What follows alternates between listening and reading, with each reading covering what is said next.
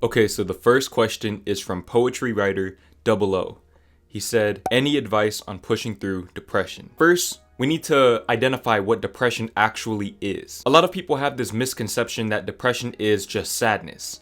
And while that can be true and oftentimes is true, I wouldn't say that that's an accurate term to describe depression at its core. I think a more accurate term would be hopelessness. Just a feeling of emptiness from within. You feel like you're just kind of going through the motions throughout your day, and this carries over from day to day, and eventually you feel like your life no longer has meaning or purpose, and you feel like life is no longer worth living. And with this idea can come sadness. But just know that somebody who is depressed may not necessarily be sad. Okay, they don't necessarily need somebody to motivate them in that sense. Okay, they need direction. That's what people with depression need. If you want to help somebody with depression, give them direction. Okay, tell them the things that they're good at. So, if you want to help somebody with depression, that's how you do it.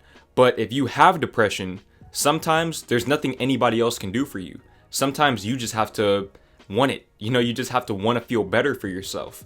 And sometimes it takes you hitting rock bottom, getting to that point where you no longer want to be alive, to truly realize that you do want better for yourself. That's what happened to me. Me personally, I didn't really struggle with depression growing up, but around the time that I started college, that was when I first started to experience depression at its core. The feeling of not belonging in college and wasting all of my time doing something that was not getting me where I wanted to go in life. It made my life feel meaningless. By the time I finished college, I was already suicidal. Okay, I wasn't really taking action on it, but I definitely had suicidal thoughts on a daily basis. And I was at the point where, I would stay in bed all day. When you're in that mental space, it feels like you're no longer living already. It feels like you're just existing at that point.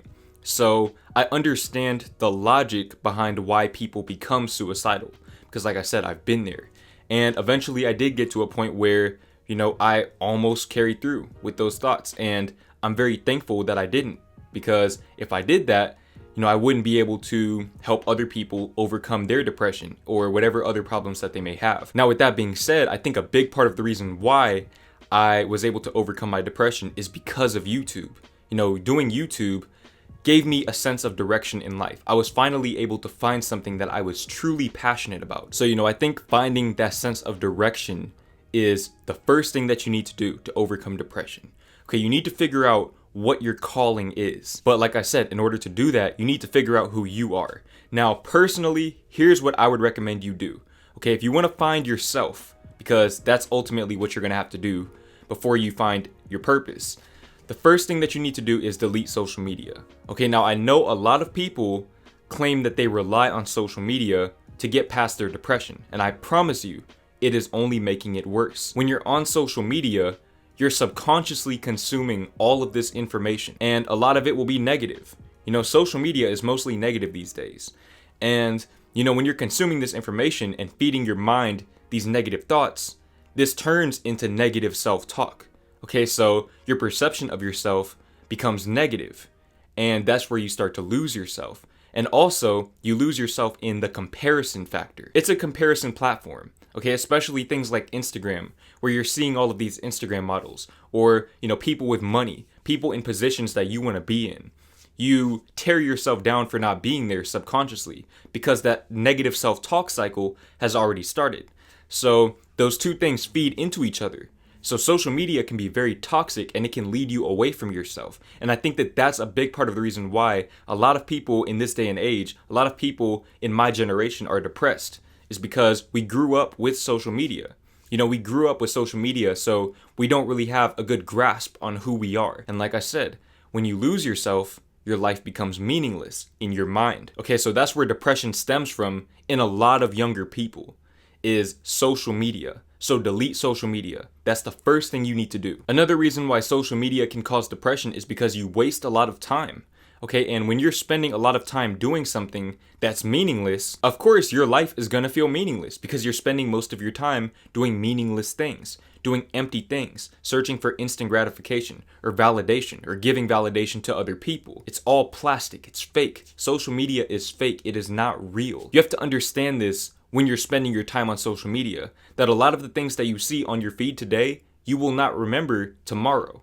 Okay, so what's the point of being on social media right now? Most of the high value things that you see on social media will steer you away from social media. They will direct you away from social media. Okay, they're going to tell you to follow your dreams. They're going to tell you to travel the world. They're going to tell you to live your best life. And you can't do that by just scrolling through your feed. If you are going to use social media, use it to create, use it to help other people. Okay, use it to express yourself so that you find more of yourself. That's how I was able to use social media, if you consider YouTube to be social media, to find more of myself. Because in expressing myself, I was able to find my audience and find myself in them. And the more of myself I found, the more meaningful my life became. Now, in addition to deleting social media, another thing that you can do to find yourself is start a journal. Okay, it sounds so simple, but I promise you it's very effective, especially when you're in that state of mind where you don't know who you are anymore. You don't know what you stand for anymore. You need to get your thoughts on paper, okay, or start a digital journal. You can type it out however you want to do it, but start a journal, okay? Start expressing your thoughts on a day-to-day basis. For me, it was through poetry. I used poetry to get through difficult times. But you don't have to write poetry. You know, if you want to paint, you can paint. If you want to draw, you can draw. If you want to make music, you can do that. Or like I said, just journal. But really, you just have to find a way to express yourself. Okay, express your inner thoughts. Okay, the thoughts that you're afraid to confront. The negative self-talk. You need to get it all down on paper and you need to be honest. Express yourself as if nobody else is going to read what you're saying. This is all about identifying these cycles, developing that self-awareness so that you can start undoing these cycles, undoing all of this damage that social media has done in your life, or whatever else that's caused your depression has done in your life. You know, self-awareness is the first step to overcoming depression because, like I said, you know, you need to know yourself to overcome depression because depression is about losing yourself. So having that self-awareness to know who you are and where you stand right now, even in your lowest times, is going to be very important in that process. The next thing you can do to overcome depression is start waking up earlier. Okay, I know it sounds very simple, but I promise you, okay, when you wake up earlier, when you wake up just when it feels a little bit uncomfortable to you, you're naturally going to feel like you have more control over your day. And what you have to understand is that life is nothing more than a bunch of days. Okay, life is just a bunch of days, and if you learn to control each and every day, you learn to control your life. You know, when you're depressed, you feel like you lack control. You feel like you're no longer in control of your life, but you are. You're always in control of your life. Okay, you can manifest happiness. You can manifest confidence. And the best way to do that is to regain that control over your life. Now, like I said, you know, waking up early is going to help you reestablish that control over your life. It's going to set into motion a chain reaction for the rest of your day. And like I said, life is just a bunch of days. So you wake up early, you already won that battle. Now you get up out of bed. Getting up out of bed, that's a big battle right there. That is a big battle for a lot of people with depression. You know, like I said, there were days when I would stay in bed until like 8 or 9 at night. You know, I felt like I was losing control over my life. And the reason why is because I wasn't doing anything to regain that control. You know, I was just living other people's fantasies for me as opposed to living my own fantasy. But it starts with the baby steps. You know, you have to start small. Just wake up early. And then after that, clean your room. Okay, your environment is very important. The outer world is a reflection of the inner world. So you need to take some time to clean your environment, take care of your environment. This is also going to help reinforce that feeling of control in your life. Okay, waking up earlier and cleaning your room, those two things are going to give you that control that you need to start taking action in your life. You know, to start taking chances on yourself that you probably need to take. You know, for me, it was dropping out of school.